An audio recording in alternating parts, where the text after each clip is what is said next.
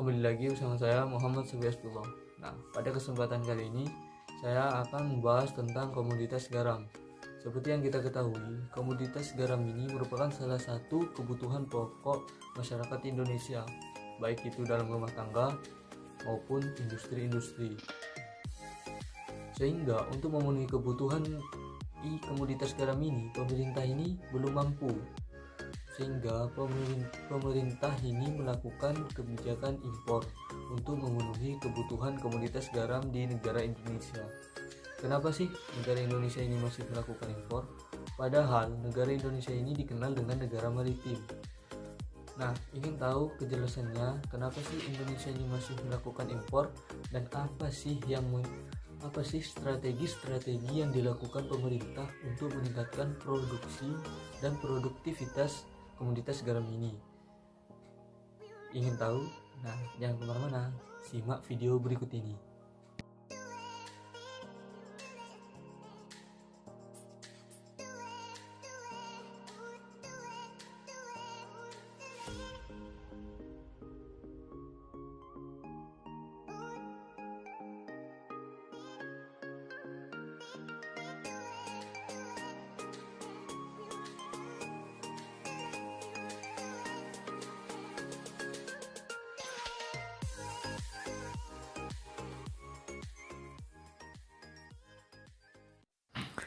Indonesia yang 70% wilayahnya merupakan laut memiliki potensi sebagai penghasil garam terbesar di dunia. Garam merupakan salah satu komoditas yang sangat penting dalam industri maupun pangan di Indonesia. Banyaknya kebutuhan garam membuat Indonesia harus memproduksi garam secara terus-menerus. Ditunjang dengan kekayaan alam yang menjadi modal utama produksi garam di Indonesia. Data Kementerian Perindustrian tahun 2013 menunjukkan kebutuhan garam dalam negeri mencapai 3 juta ton per tahun, dengan rincian 1,4 juta ton garam konsumsi dan 1,6 juta ton untuk industri. Sementara, produksi garam rakyat pada tahun 2013 tercatat sebesar 1.319.607 ton. Untuk pada tahun kemarin, 2019 kemarin, produksi garam di Indonesia ini mencapai sekitar 2 juta ton dan permintaan dari komoditas garam ini meningkat juga menjadi 3,9 juta ton. Alasan pemerintah ini melakukan kegiatan impor yang pertama yaitu yang seperti yang dijelaskan tadi, bahwa produksi garam ini masih belum bisa memenuhi kebutuhan garam dalam negeri. Dan yang kedua yaitu kualitas garam yang dihasilkan ini masih rendah.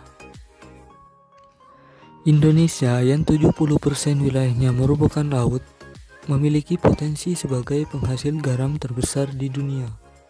Secara nasional, potensi lahan penggaraman seluas 34.731 hektar, namun pengusahaannya masih relatif terbatas, yaitu sebesar 20.089 hektar, yang merupakan lahan penggaraman produktif.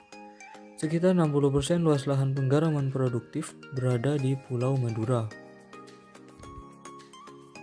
Garam ini memiliki banyak potensi yang mana hampir setiap produk membutuhkan garam dalam produksinya, yaitu di industri kimia, aneka pangan, pangan ternak, industri farmasi, dan lain-lain. Hal inilah yang menyebabkan garam memiliki permintaan yang banyak.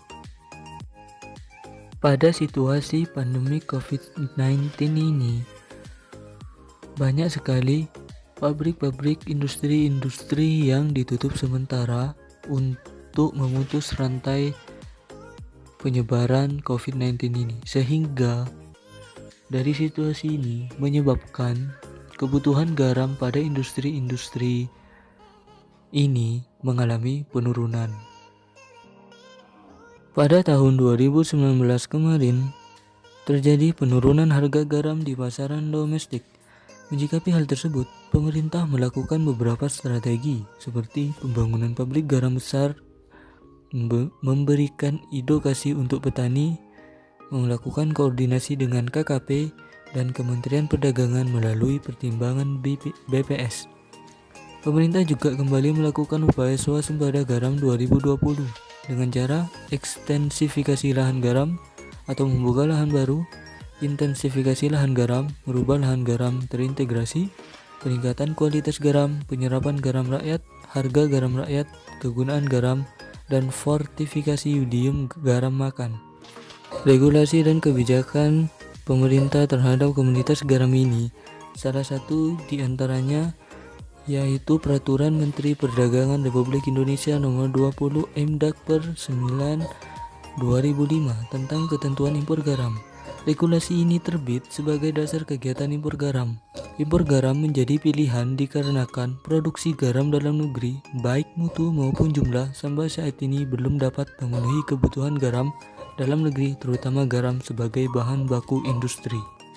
Sebelumnya, tepatnya pada tahun 2016 telah diundangkan salah satu produk dari kebijakan perlindungan sosial bagi petani, yakni Undang-Undang Nomor 7 Tahun 2016 tentang perlindungan dan pemberdayaan nelayan, pembudidaya ikan, dan petani garam.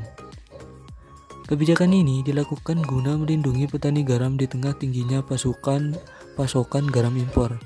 Undang-undang tersebut memberikan amanah kepada KKP untuk menyelenggarakan program perlindungan, mencakup yang pertama yaitu penyediaan sarana dan prasarana, memberikan kepastian usaha yang berkelanjutan, meningkatkan kemampuan dan kapasitas petani garam, menghadirkan sistem pembiayaan yang mudah diakses, pelindungan dari resiko bencana alam, serta memberikan jaminan keamanan dan keselamatan serta bantuan hukum. Kebijakan perlindungan sosial sangatlah penting dilakukan untuk memberi kemudahan petani dalam menjalankan aktivitas produksinya, mendukung pula pencapaian program swasembada dengan garam, di samping faktor ketersediaan lahan dan pembinaan petani oleh pemerintah. Kebijakan ini juga berfungsi untuk meningkatkan kualitas dan kuantitas produksi garam rakyat, sehingga dapat mendukung produksi garam secara nasional. Nah, untuk strategi yang dapat dilakukan dari jurnal yang saya rujuk, yang pertama itu peran pemerintah dalam memberikan bantuan teknologi untuk meningkatkan produktivitas, baik itu kualitas maupun kuantitas garam di Indonesia. Yang kita ketahui, petani garam di Indonesia ini masih menggunakan teknologi tradisional, sehingga peran pemerintah ini sangat dibutuhkan dalam memberikan bantuan teknologi untuk meningkatkan produktivitas garam tersebut.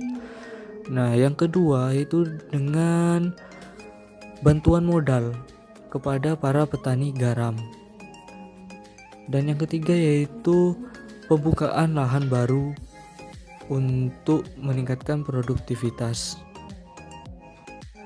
Mungkin hanya itu yang bisa dapat saya sampaikan tentang komoditas garam di Indonesia ini.